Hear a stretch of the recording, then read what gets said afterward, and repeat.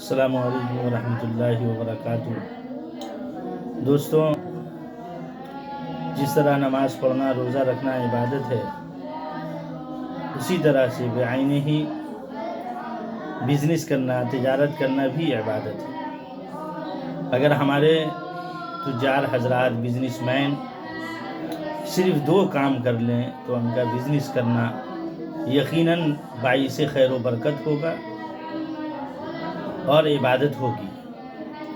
وہ 2 کام یہ کہ سچائی کے ساتھ اور امانت داری کے ساتھ تجارت کریں، جیسا کہ آقا علیہ الصلوۃ والسلام نے ارشاد فرمایا، التاجر الصدوق الامین مع النبیین والشہداء، کہ سچے اور امانت دار تاجر انبیاء اور شہداء کے ساتھ ہوں گے۔ اللہ ہم سب کو سچا اور امانت دار تاجر بنا دے۔